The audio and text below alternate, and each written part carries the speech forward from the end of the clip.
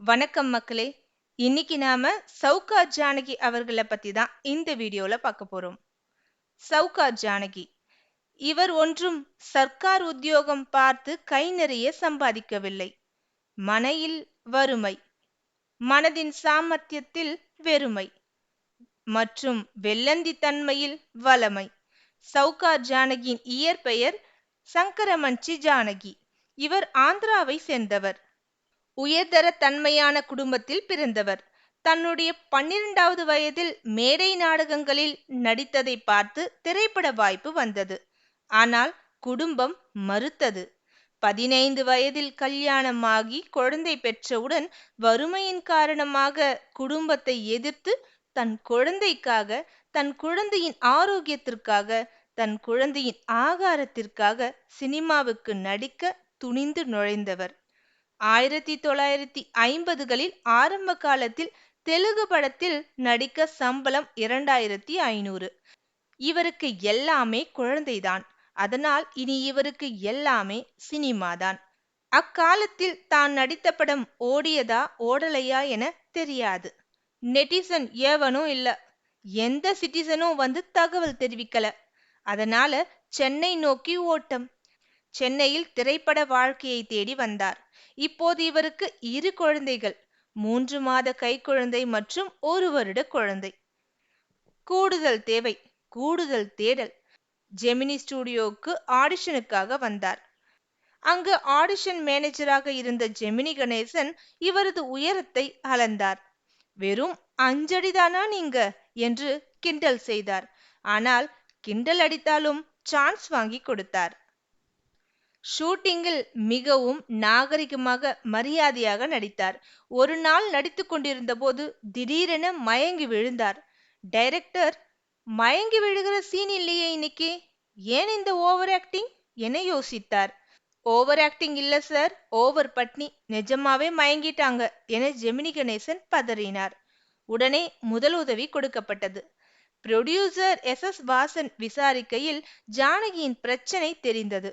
வறுமையால் வயிறார சாப்பிடவில்லை என தெரிந்தது. உடனே அவர் ஜானகியை கூப்பிட்டு அப்போதைய சம்பளமான 7500 முன்கூட்டியே கொடுத்து 20 நாட்கள் ரெஸ்ட் எடுக்க சொல்லி அனுப்பி வைத்தார். அப்படியே அட்வைஸும் செய்தார். இப்ப நீங்க ஒரு பப்ளிக் பர்சனாலிட்டி. நீங்க நல்லா இருந்தாதான் பப்ளிக் ரசிப்பாங்க. அதனால ஆரோக்கியமா இருங்க, மைண்ட்ல வச்சுக்கோங்க என கூறினார். தெலுங்கு சினிமாக்காரர்கள் ஆத்திர அவசரத்திற்கு விடுப்பு கொடுக்க மாட்டார்கள். ஆனால் தமிழ் சினிமாக்காரர்கள் சிறு தலைவலி என்றாலும் ஓய்வெடுக்க சொல்வார்கள். எனவே சங்கரமன்சி ஜானகி தமிழ் சினிமாக்காரர்களை மிகவும் மரியாதையாக பாசத்தோடு பார்க்கிறார். பின் ஜானகி ஓய்வெடுத்துக்கொண்டு ஆகாரத்தை எடுத்துக்கொண்டு ஆரோக்கியத்தை வளர்த்து கொண்டு மீண்டும் மீண்டும் வந்தார். பசி பிரச்சனை முடிந்து நிறைவாக நடிக்க படம் முடிந்தது. மற்றொரு பிரச்சனை ஆரம்பித்தது. பெயர் பிரச்சனை. சங்கரமன்சி ஜானகி என்ற பெயர் பெரிய பெயராக இருப்பதால் சுருக்கி ஜானகி எஸ் என்று வைத்தனர். அப்போது எஸ் ஜானகி என்ற பாடகி இருந்தமையால் இனிஷியலை எடுத்துவிட்டு வெறும் ஜானகியாக இருந்தார். ஆனாலும் பிரச்சனை வந்தது. எம்ஜிஆரின் மனைவி பெயரும் ஜானகி. இந்த ஜானகி இதை பார்த்தார். இவர் நடித்த முதல் படத்தின் பெயர் சௌகார். எனவே சௌகார் ஜானகி என்று வைத்துக் கொண்டார்.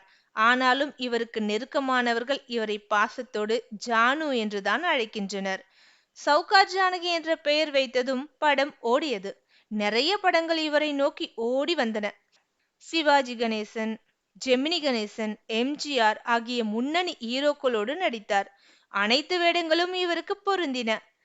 பாமா விஜயத்தில் இவர் நாகரிகமாக ஆடை அணிந்து நடித்தார். மக்கள் வரவேற்றனர். விதவை character, Kumari character, collector character, ஏழை பணக்கார கேரக்டர்கள் என இவ்விதமான கேரக்டர்களும் செட் ஆகின. அது சரி, சவுக்காருக்கும் சவுக்கடிக்கும் என்ன சம்பந்தம் தானே கேக்குறீங்க? அந்த பிரச்சனையும் வந்தது. எம்ஜிஆருடன் ஒளிவிளக்கு படத்தில் நடித்தார். டைட்டில் கார்டில் எம்ஜிஆருக்கு பிறகு சீனியாரிட்டி பிரகாரம் இவரது பெயரைத்தான் குறிப்பிட வேண்டும். ஆனால் இவரது பெயரை போடாமல் செல்வி ஜெயலலிதா அவர்களின் பெயரை போட்டனர். இவருக்கு கோபம் வந்தது. நான் சீனியர், அவர் ஜூனியர். 2 பேருக்கும் ஒரே கனமான கதாபாத்திரம். எனவே எனது பெயரை தானே முதலில் போட வேண்டும் என்று இவர் வாதாட, புரொடியூசர் டைரக்டர் ஓடி வந்து சமரசம் செய்து ஜெயலலிதா பெயரை முன்பாக போட்டனர். சீனியராச்சே, படம் ஓட வேண்டும் என்பதற்காகவும் சின்ன பெண் என்று பெருந்தன்மையாகவும் விட்டு கொடுத்தார் சௌகார் ஜானகி. தமிழ், தெலுங்கு, கன்னடம் என அனைத்து மொழிகளிலும் கிட்டத்தட்ட 400 படங்கள் நடித்தார். சினிமாவை காதலித்ததால், கணவராக கொண்டதால் சௌபாக்கியவதியாக சௌகார் ஜானகி ஜாலியாக வலம் வந்து கொண்டிருக்கிறார். இன்னமும் வேகமாக நடந்து வருகிறார். இவரது ஆரோக்கியத்திற்கு மற்றுமொரு காரணம் கூறப்படுகிறது. அது இவர் டிசம்பர் 12ஆம் தேதி பிறந்தவர். அதாவது வேகமாக நடக்கும் ரஜினிகாந்தின் பிறந்த தினத்தில் பிறந்தவர். சௌபாகியவதி சௌகார் ஜானகி இன்னமும் மென்மையான பேச்சு, வேகமான நடை என இருக்கிறார். தொடருங்கள். ஜானு, ஜானு மேடம், ஜானு அம்மா, பாட்டி, கொள்ளுப்பாட்டி, 92 பேட்டிங். இது போல சுவாரஸ்யமான தகவல்களுக்கு எங்களுடைய சேனலை லைக் பண்ணி, ஷேர் பண்ணி, சப்ஸ்கிரைப் பண்ணிடுங்க. மற்றும் ஒரு தகவலோடு வேறொரு வீடியோவில் சந்திக்கலாம். நன்றி, வணக்கம்.